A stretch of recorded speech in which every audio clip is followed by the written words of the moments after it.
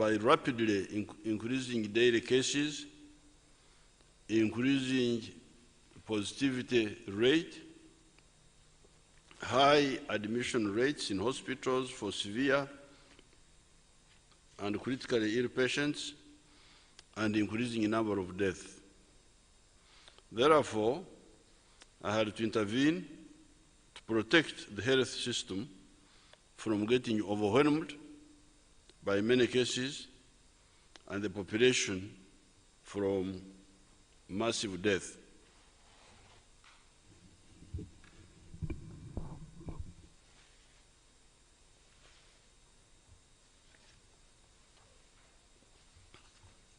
During the period of the lockdown, data generated by the Ministry of Health has shown a consistent reduction in the daily confirmed cases from the peak of 1,735 per day. That was per day.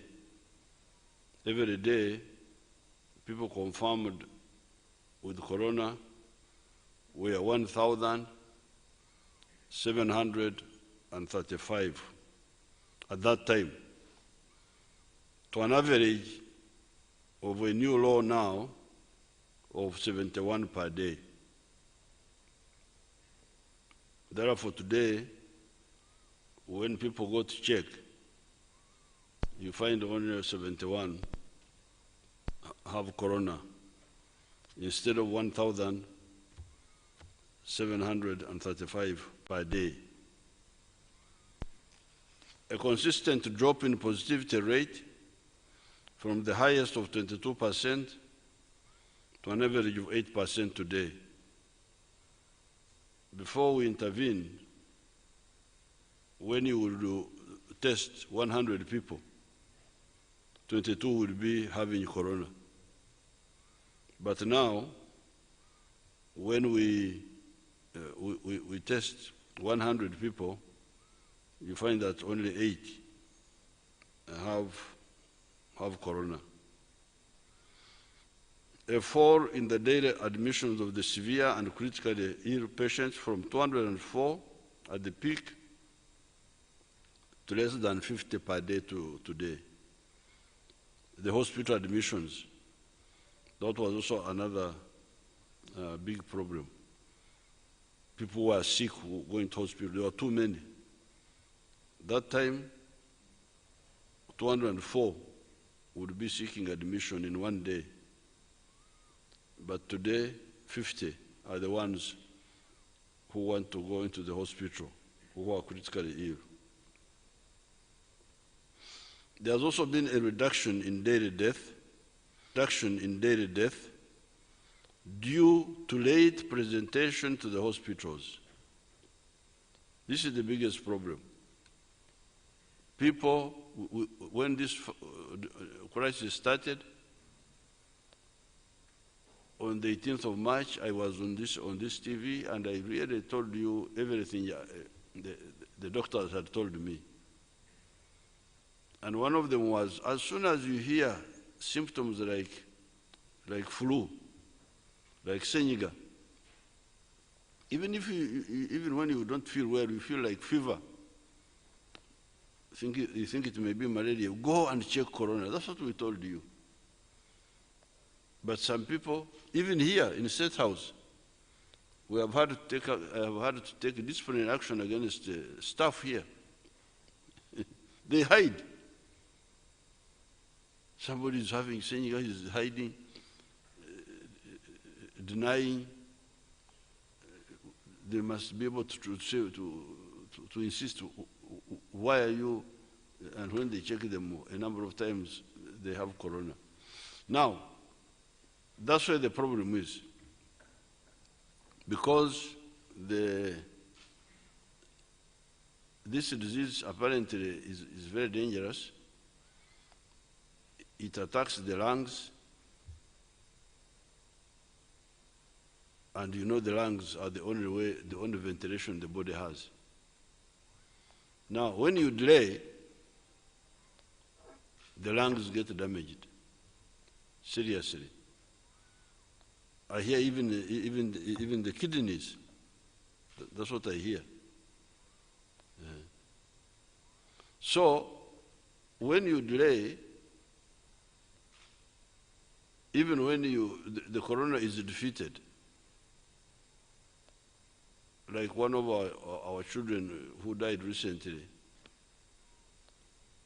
the son of Professor Kamuntu, a young boy, 45 years old,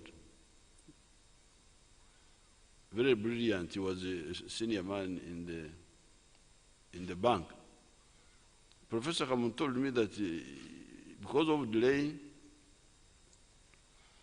the boy went to hospital.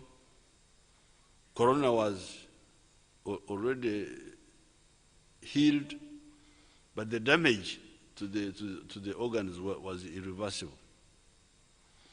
So this delaying to report is a very, very serious mistake. And it is the main cause of death. Corona will go, but the damage to the organs is already irreversible.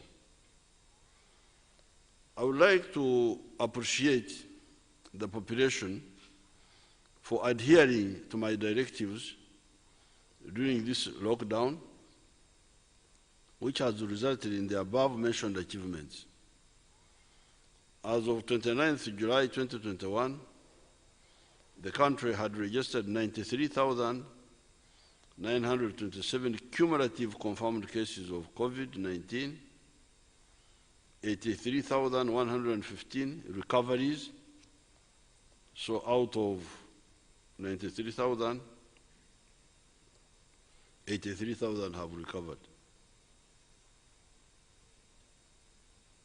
And 2,690 deaths. This 2,690 deaths, this is recent.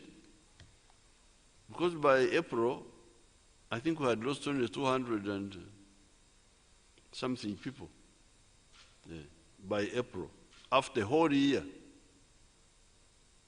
But because false prophets,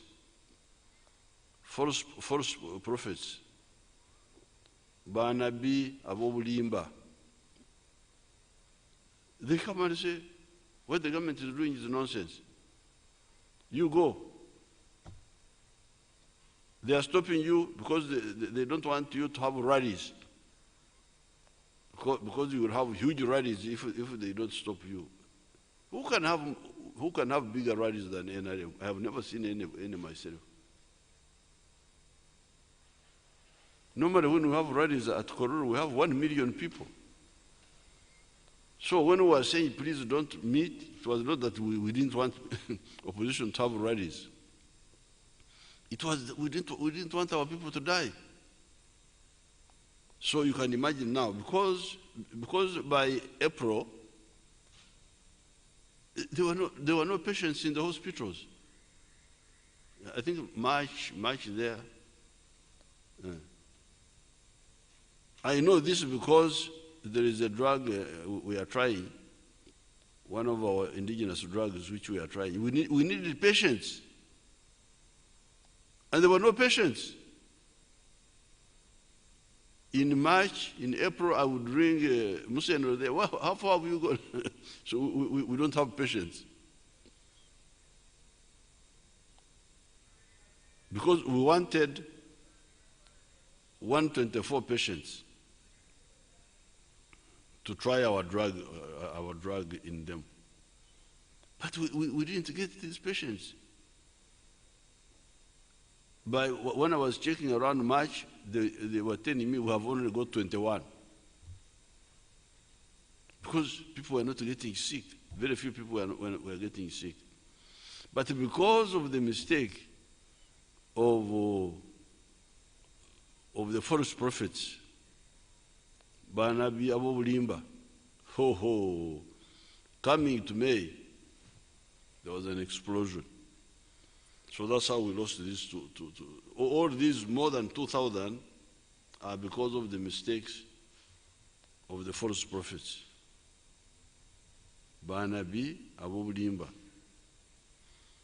Otherwise, by March, I think the dead people were only like 200 and something, 60 something.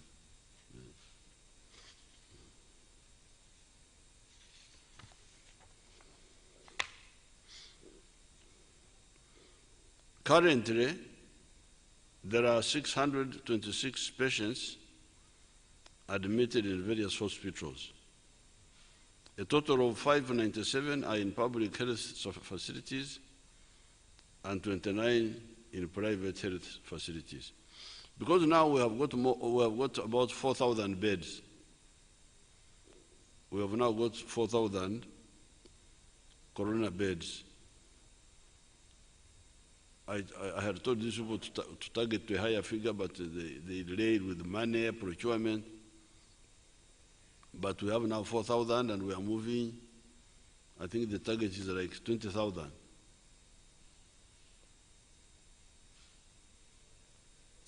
Therefore, when we have 626 patients, it means we are using only 1/4 of the beds of the capacity we have now. Only 1/4. Chimuchakuna.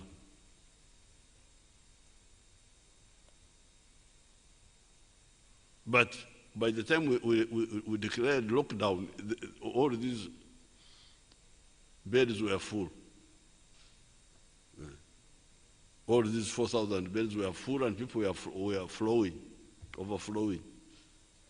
But now we're here, only 1/4 are used now. Three quarters are just idle.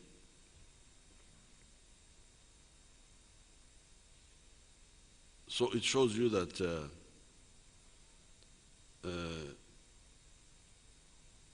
and because the government hospitals were full, that's how people went to private hospitals. And the private people were overcharging them. It all started with the false prophets. So now the people who are in the private hospitals are only 29. 626 are all in government, 597 are all in government hospitals.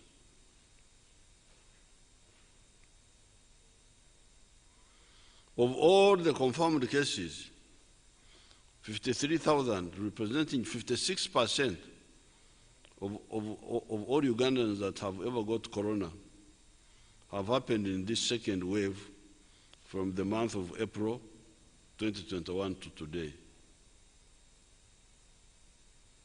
Down there, you will see the graph of the first wave and the second wave. But take a recall, put that graph there. Now you see how the first one climbed up around December and then came down and then was very low.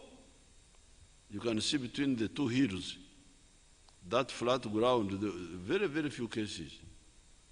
Then it went up. Now it has come down dramatically.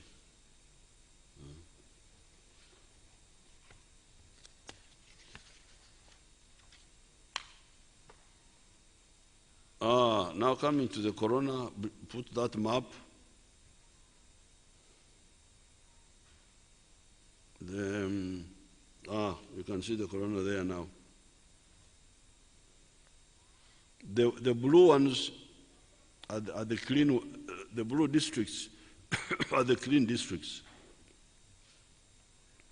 The ones without corona. The white ones are the ones with the 1 to 20. Then the dark, the light brown, that is 2150. The red, 51,200. The purple more than 200. So you can see the purple are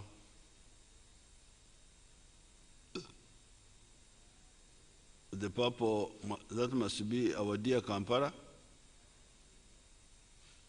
And then the other one on the border, is it Rakai or Chotera? And then the other one up there, is it Amuru or something? Oyam? Maybe Gulu. And then the one near the border, would that be Tororo?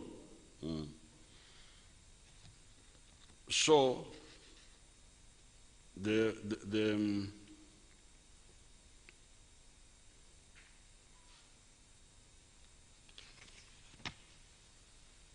districts with the highest amount of corona people are there.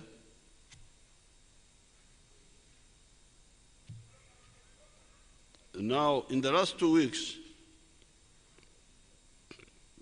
it is only Kampala that had 200. Is it per day? The 200 per day. Only Kampala was still high.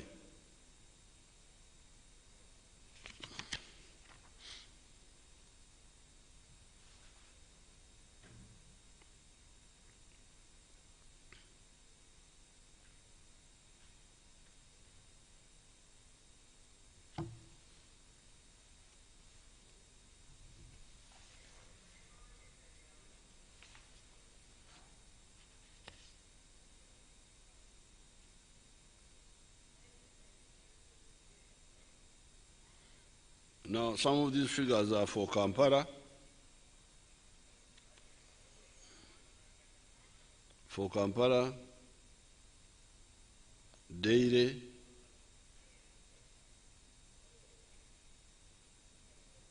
in June, there were 9,852. June up to 13th. Then up to between 14th and 20th, there were 8,000. Are these for Kampala only or for all? These are for all. Then 6,033 in June.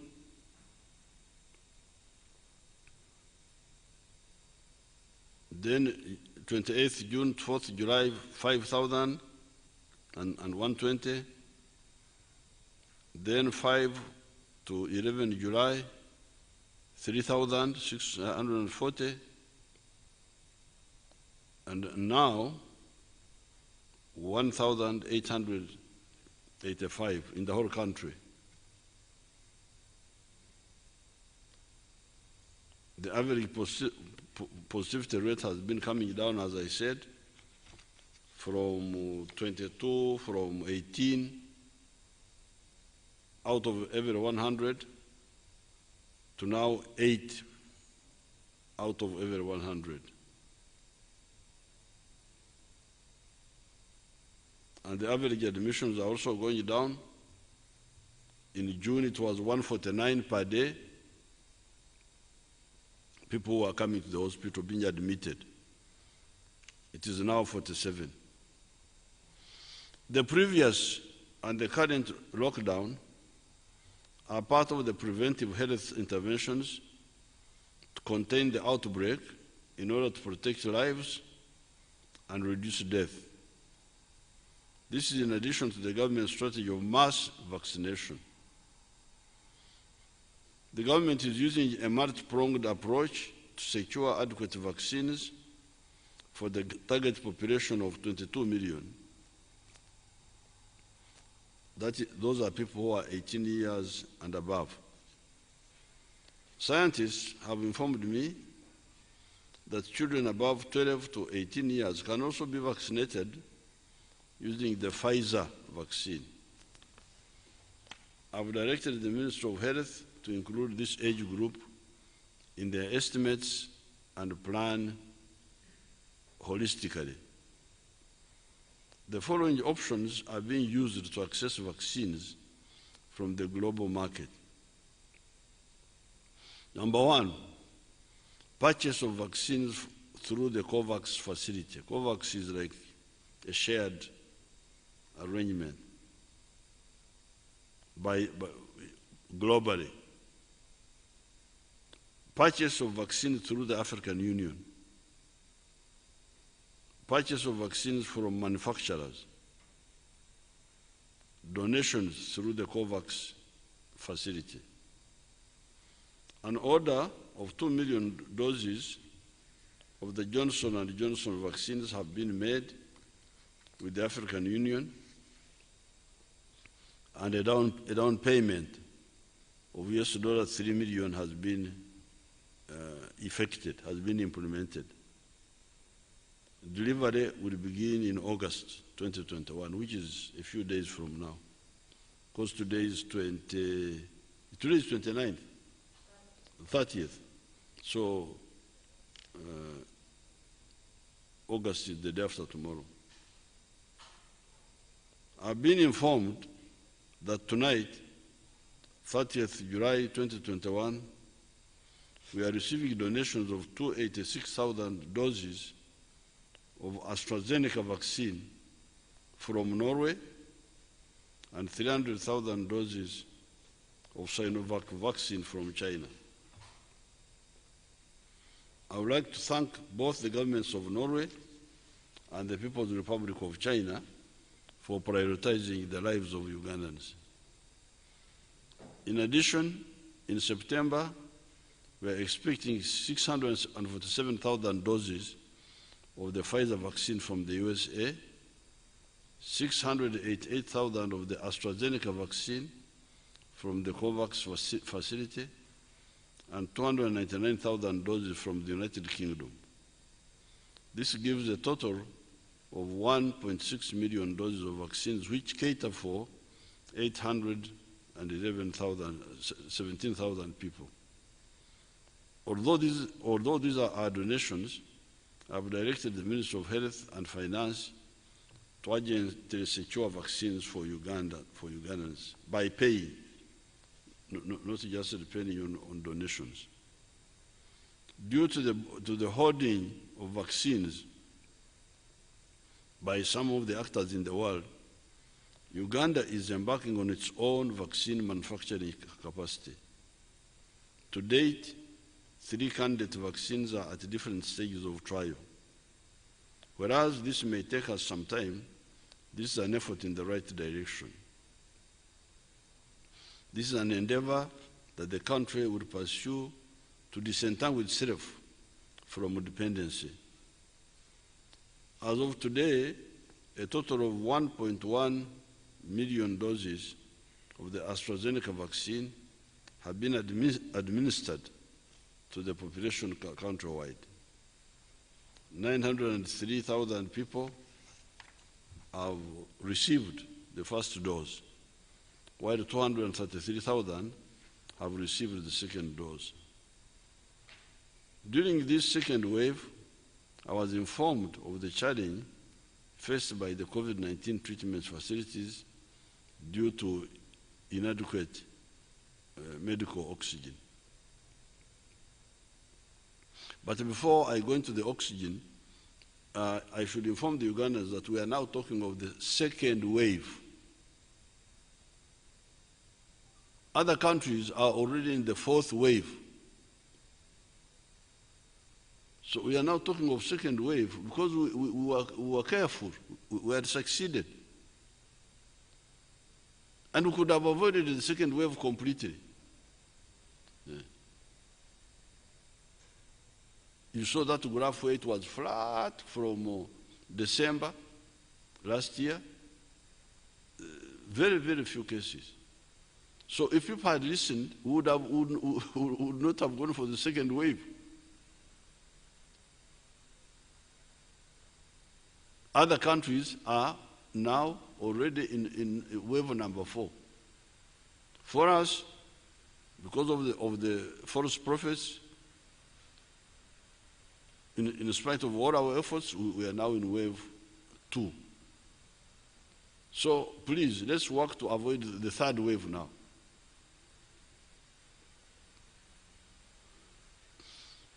On the issue of oxygen, the government is enhancing the existing oxygen production and supply at the national and regional referral hospitals in Uganda to cater for both the COVID-19 cases and other essential medical services. The procurement of gaseous oxygen plants, pressure swing adsorption is ongoing, and this will be installed in all the 15 regional referral hospitals and Bombo Military Hospital. In addition, a similar oxygen plant with a bigger capacity will be installed at Mulago Hospital.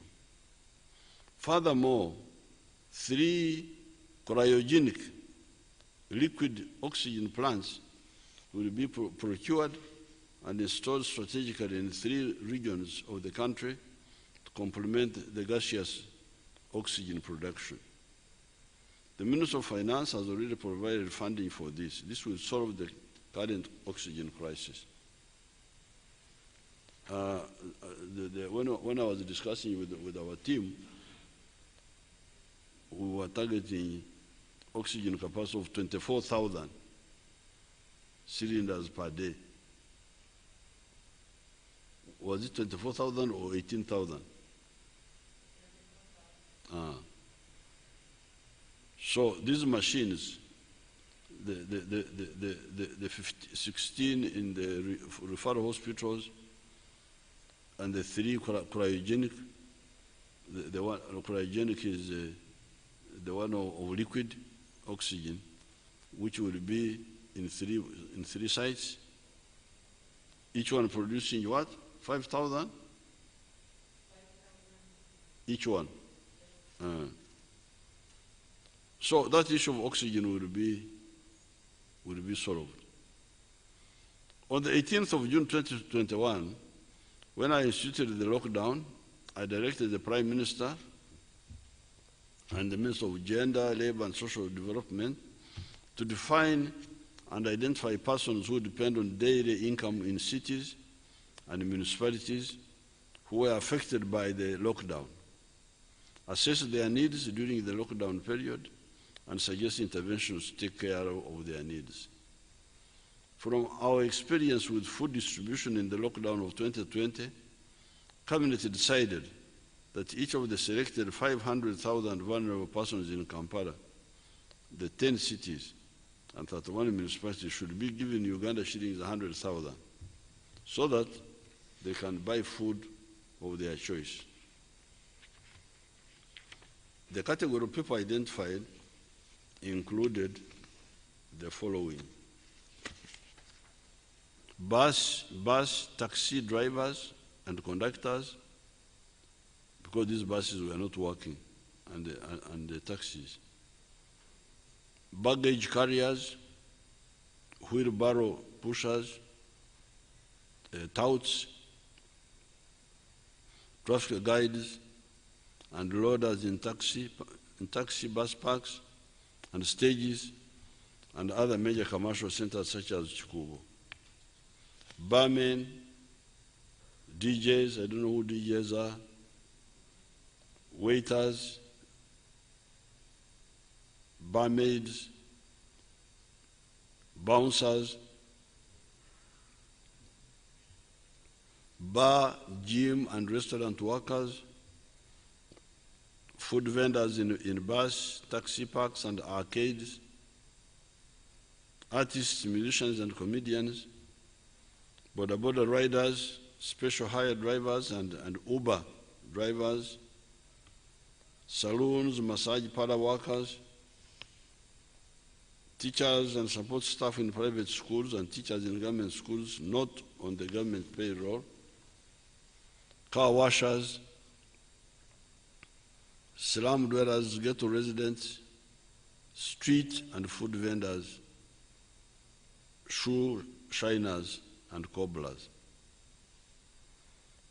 The beneficiaries were selected from administrative records held by the urban authorities and town clerks. That's why you should register yourself. Because when we were looking for people to give support, we said, but people, if you say you have been doing business, that business is registered. And when it is registered, all the people who work in that company are known, or they can be got from the company. So there's no question of saying, I am working, but I'm not registered. Why are you not registered? Why is your company not registered? Why is your business not registered? So you can see now the advantage. If you are registered, you'd have no problem. The beneficiaries were selected from administrative records held by the urban authorities and town clerks. I've been informed that as of Friday, 30th July 2021, 500,945 beneficiaries out of the target of 500,001 had been uploaded on the online registration system. Uploaded means what? That they were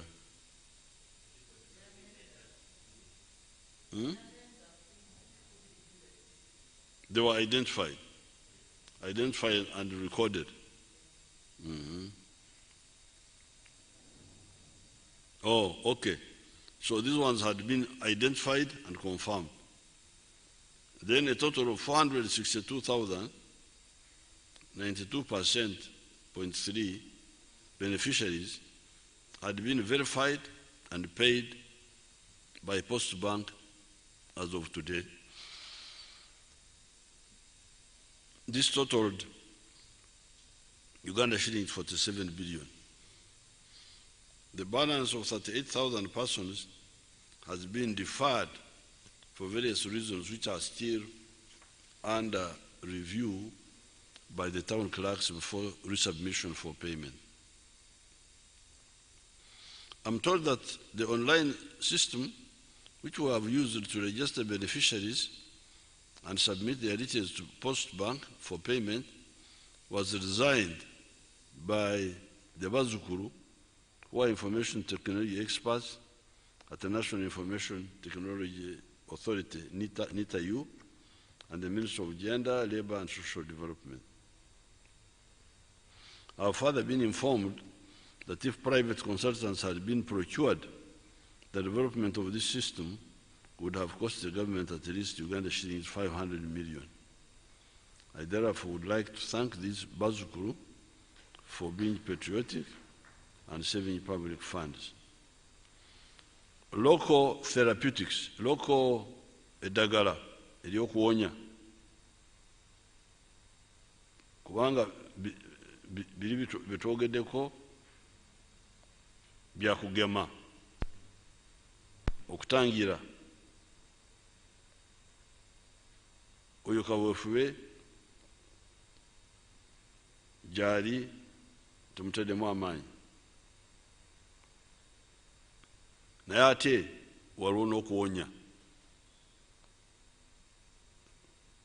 Our own scientists are working around the clock to find solutions to the attack of the coronavirus.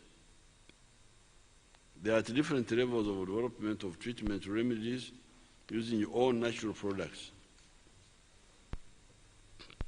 I'm aware that several Ugandan teams have now discovered natural extracts that could have therapeutic benefits against corona-19. I'm thus working with many Ugandan scientists to ensure we follow the international standards and guidelines to avoid being labeled inferior and thereby sabotaged by international players. The molecules referred to here act in a similar manner like all the drugs that have been recommended by the WHO organization. For example, the one by Dr. Nambatia and other people. Nambatia was not alone. Nambatia was working with other people. Katenta Pudi.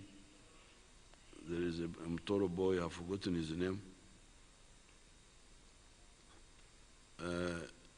This one is known as UBV10N. Has molecules that stop body from excessive reaction and self-destruction. The one by Professor Patrick Ogwang of Mbara University, called Covidex, and Dr. Alice Lamwaka from Guru University, Covilis 1, have direct effects on the virus, as well as dampening self-destruction effects of the virus, the panic crisis. Therefore, a few Ugandans and other international skeptics shouldn't undermine our homegrown scientific efforts by telling lies about our efforts. Also, the scientists involved must follow the globally prescribed steps so that we don't give our enemies the chance to shoot down our products. Last and more importantly, we must protect the intellectual property rights of the scientists involved. I have heard of arguments around ownership of the patents and trademarks, but this is a straightforward issue. These belong to the scientists who discovered them. If the institution that employed these scientists want to benefit from their innovation, they should levy a sort of tax that the technology transfer experts refer to as sharing of royalties. Even then, much of the proceeds should go to the inventor so that we encourage our scientists to discover more. The Ministers of Health and Local Government, the Ministries of Health and Local Government developed a community engagement strategy, community surveillance, and home-based care guidelines and disseminated these to all districts and reoriented all the district local governments. During the lockdown, I'm informed that the following were undertaken. The district task forces were oriented to coordinate and supervise home-based care. The VHTs, community health workers, were trained on community-based disease surveillance and home-based care. The district task forces assigned one district home-based care coordinator and one village health team member to provide feedback and updates on the community engagement interventions through the established structures from parish level to the district. A mechanism for collecting information on the positive cases under home care from the communities through the health facilities was established and is functional. Because you see, this disease is really not a serious disease if people are serious. You have heard that we have had 81,000 recoveries.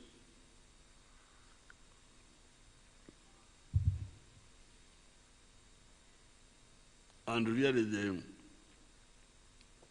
although I was watching you on the TV before I came here, that this Delta something variant is more effective than the other one.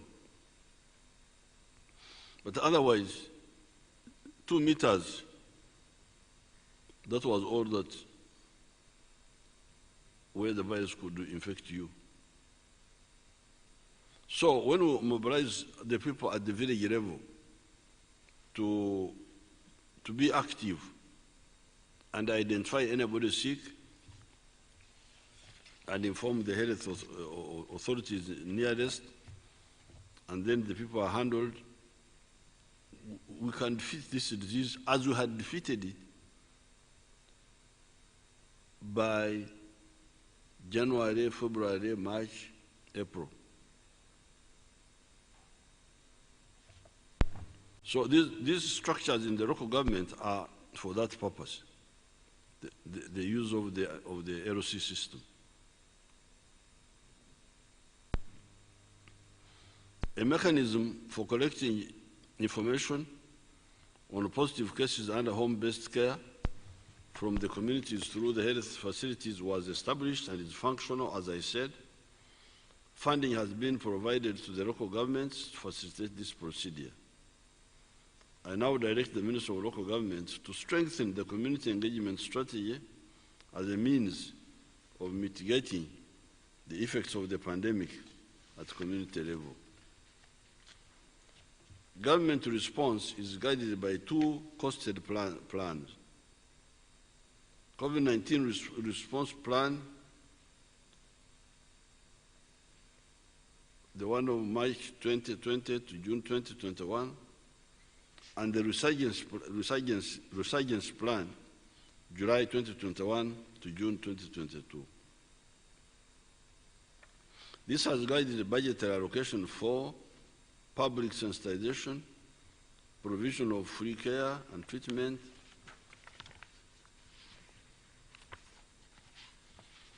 all government treatment facilities,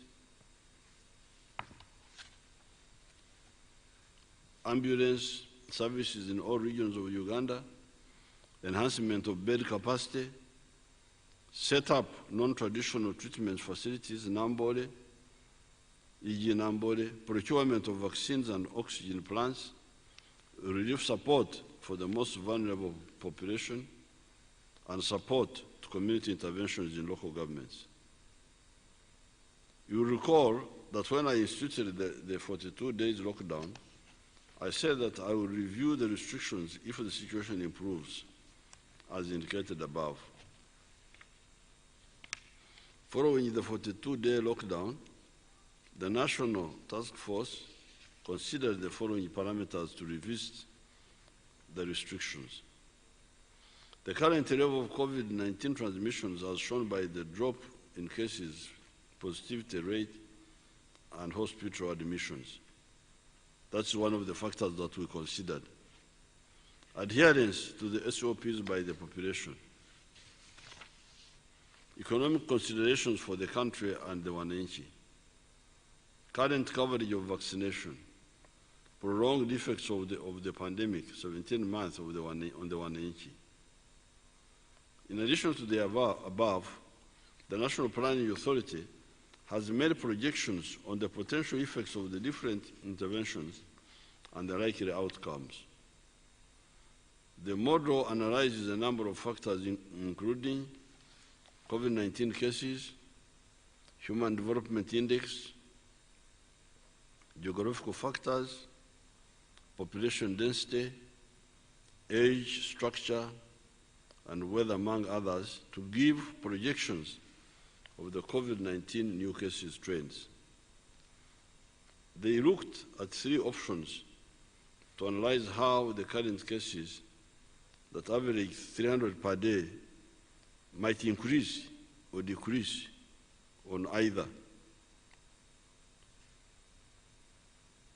Full opening up would give us, with no lockdown. That was one option we considered. We open everything. Number two, no opening up, full lockdown. Number three, partial opening up. The result of their modeling is as below. modeling is okutebereza oko to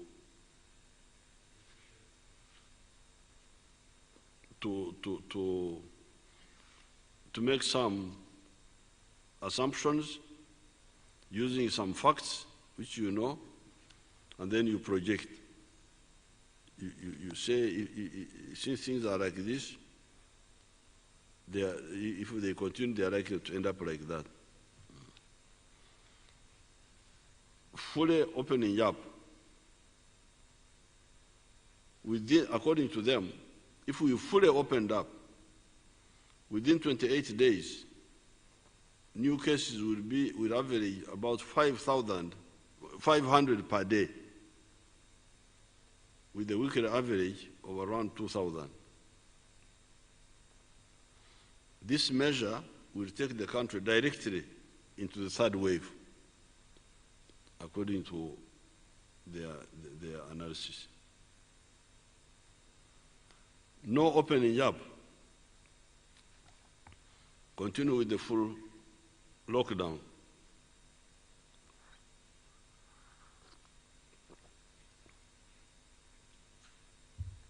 With this option, the country would have 30 new daily infections and a weekly average of 246 new cases in the coming 28 days. So this would cut down the infections. This measure has strong and positive health benefits as the cases will reduce drastically, but it has got negative economic consequences that will impact the economic and social well-being of the people. Then we'll go to partial opening up, okugulako ebintu ebimu.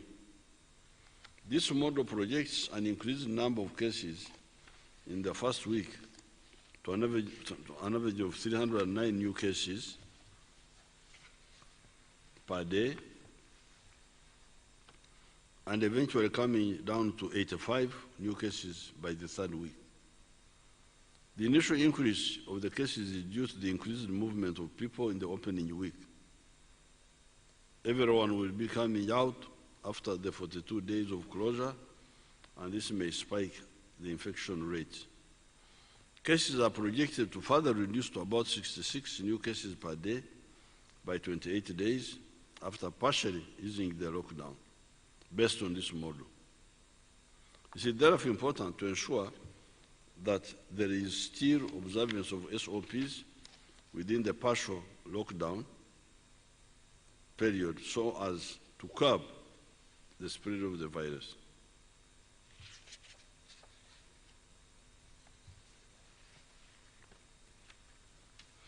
The graph there is showing what I have already told you, what each model will produce, that graph. Based on the scientists' advice and NPA projections, I now revise my directives as follows.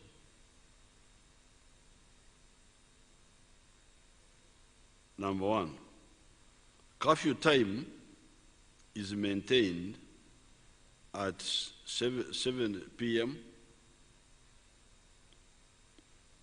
sawa muyekiro up to 5:30 sawa 11 ekitundu kumakya.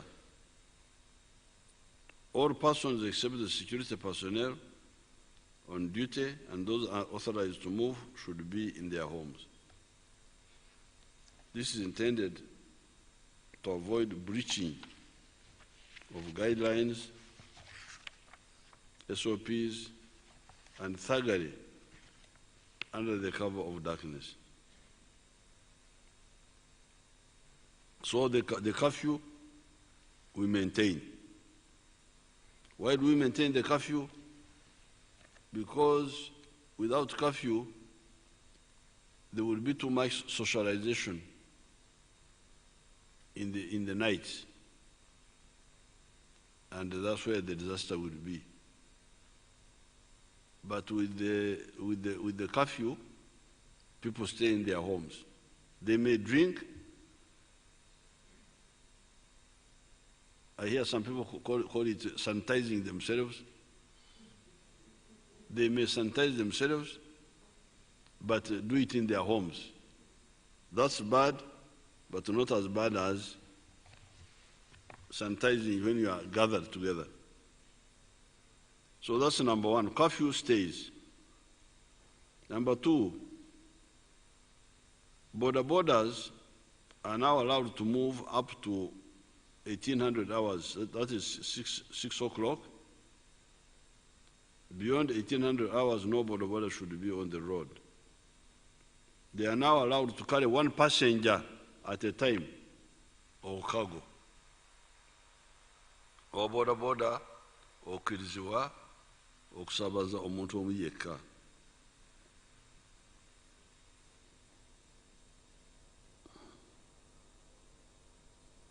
They should strictly maintain SOPs. Wearing a mask is a must for both the rider and the passenger. But please, don't share masks. Everybody will come with his own mask.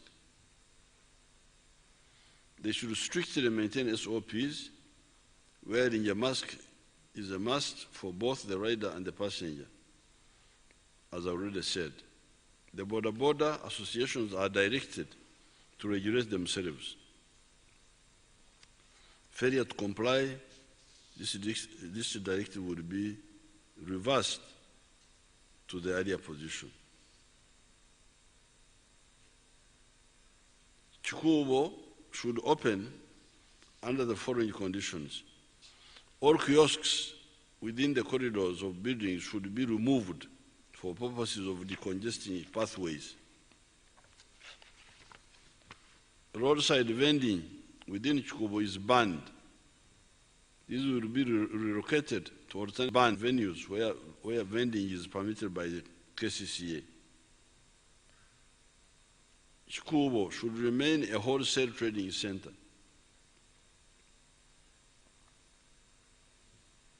The ministers for Kampala, RCC, KCCA, and enforcement agencies to ensure compliance of these measures. Manufacturers, wholesalers, and traders should open outlets in the various towns and business centers in the outskirts of the central business district. Traders should adapt to e-commerce.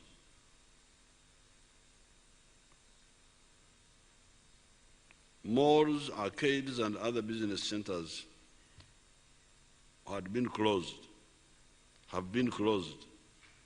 These can open and must strictly follow these guidelines.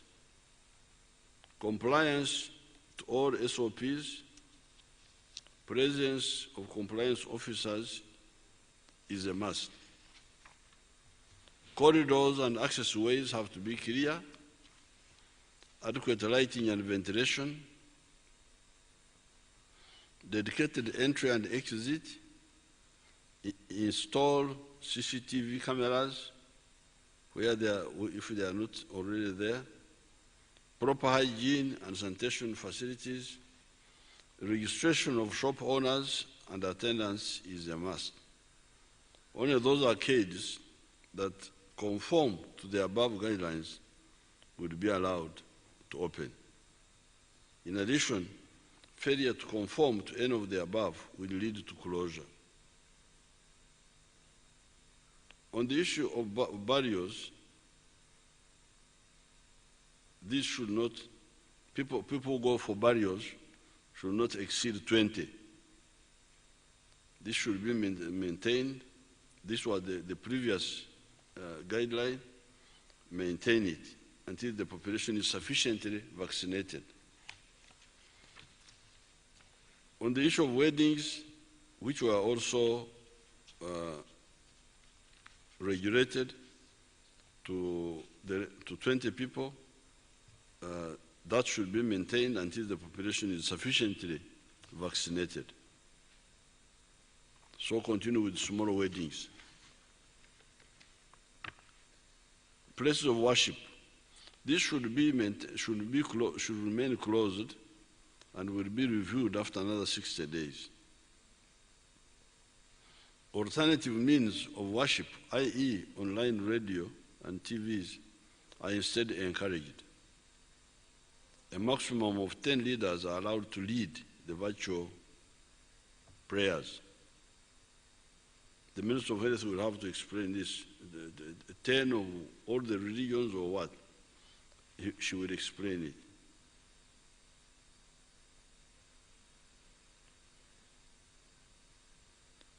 Previously, outdoor sports events were allowed with restrictions. The international and the local accredited sports events are allowed under strict observance of SOPs. No spectators, mandatory testing of players and officials within 72 hours of the event. This is reporting, I think. Outdoor individual sports activities are allowed. If you are playing alone outside or jogging, it's allowed, especially if you have your mask on. Indoor sports activities, including gym, pool tables, those should remain closed. The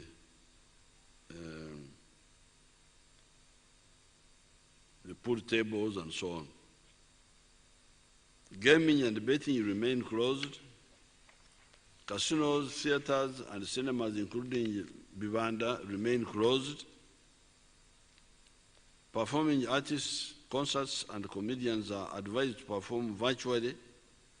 These measures shall be reviewed after 42 days. Bars remain closed, and enforcement agencies are directed to arrest and charge both revelers and the owners who breach this directive. Restaurants previously were allowed to operate under strict observances of SOPs. These should remain open under strict observance of SOPs. These are restaurants for food, not bars. Saloons were allowed to operate under strict observance of SOPs. I agree this should be opened under strict observance of the SOPs and guidelines.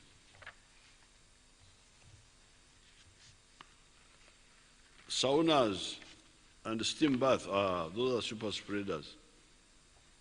When you go there and all the corona comes out,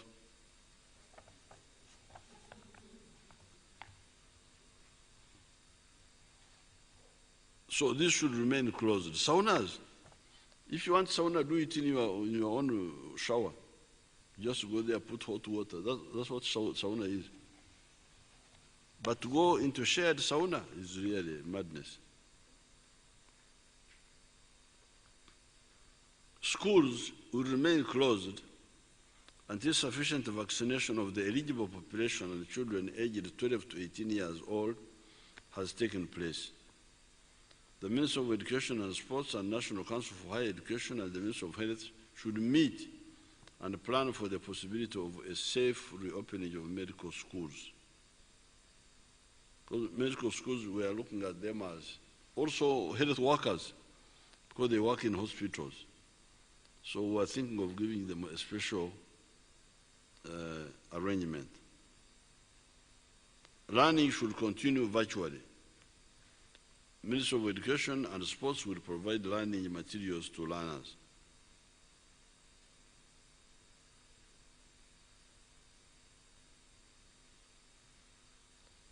Reduction to 10% of non-core staff in ministries, departments, and MDAs and other formal sector may now, because previously we had said only 10%, office workers should be the one to report. We are now saying, make them 20. Make them 20. MDAs and other formal sectors must have compliance officers to enforce SOPs. Private vehicles are now allowed to move across district borders, carrying a maximum of 3 persons, including the driver. Registered tourist vehicles should continue to move to their destination and designated places. Enforcement agencies and the task forces at all levels to ensure compliance. Minister of Health should on a bi-weekly basis flag the high-risk districts for restrictive control actions.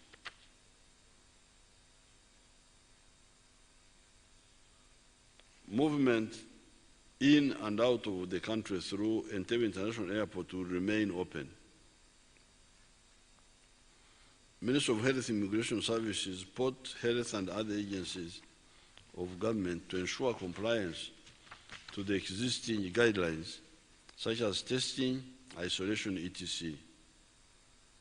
UPDF medical services are directed to oversee the management of the COVID-19 screening process at the Entebbe International Airport, leading to secure entry and exit. Online visa management systems be maintained.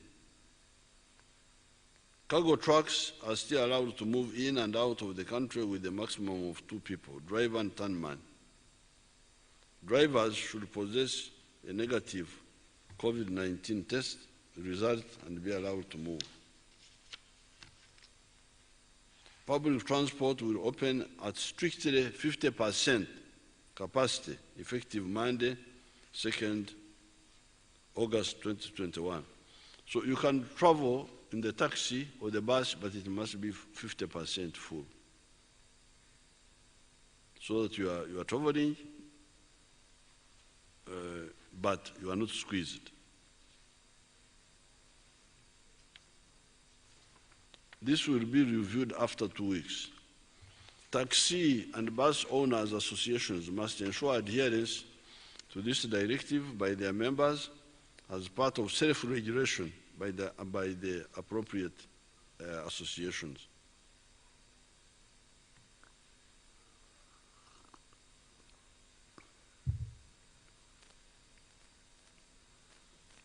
There must be no air conditioning in all public transport. Don't use air conditioning. See, I don't have air conditioning here. Because air conditioning is a super spreader. So when you are traveling in a bus or a taxi, don't agree when there is air conditioning.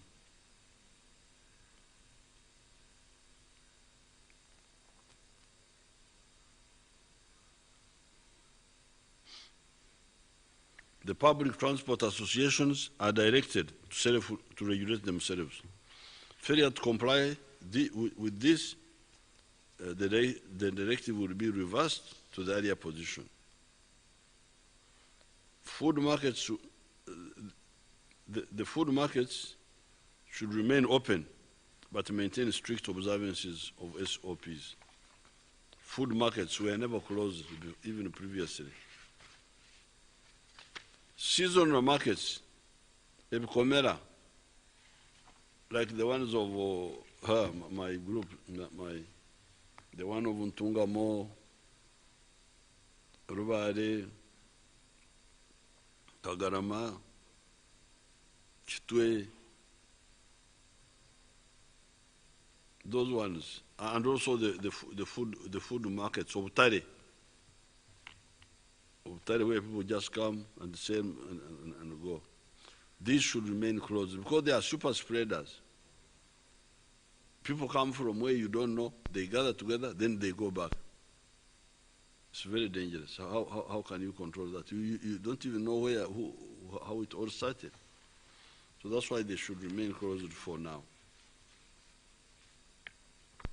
Conferences, workshops, and seminars were banned. These remain banned except with the express permission from the Ministry of Health and related MDAs. Numbers will be restricted and testing will be carried out.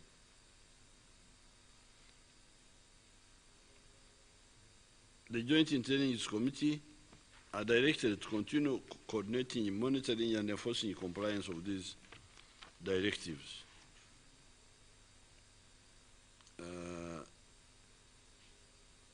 TISSC or intersectoral committee to create regional and district operations rooms to oversee the enforcement of the SOPs.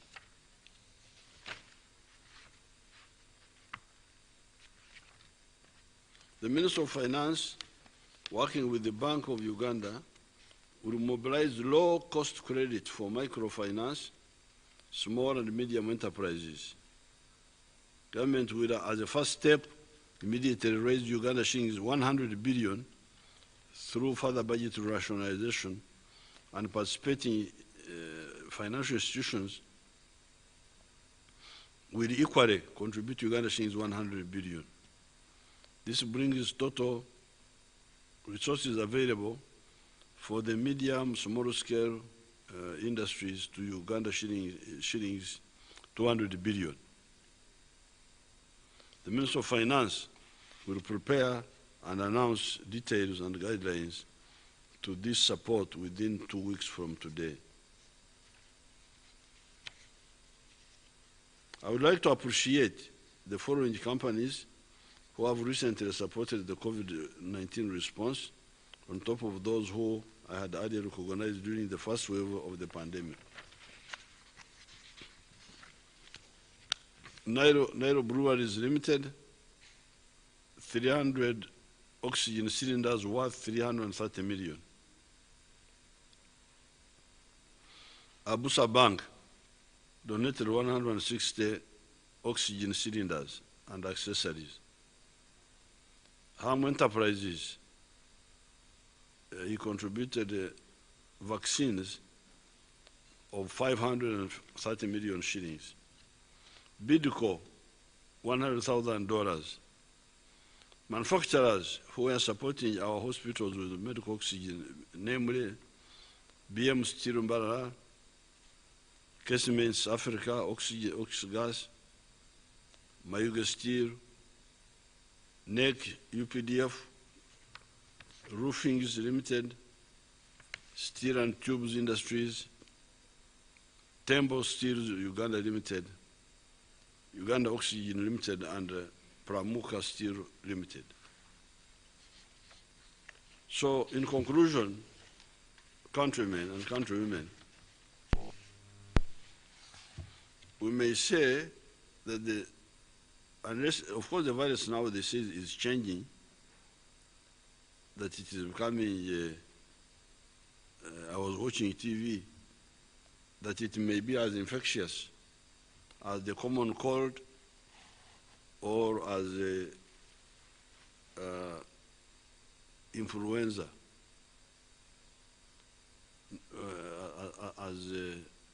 as influenza, which is the same as common cold, I think. No, also as chicken pox. Chicken pox is amatojo. What is chicken pox? Chicken pox is what we call amatojo. So they are saying now that the virus, this delta something, may be as infectious as amatojo, chicken pox, or like the common cold. So I don't know what that means. It is more infectious than before. It means it is more infectious.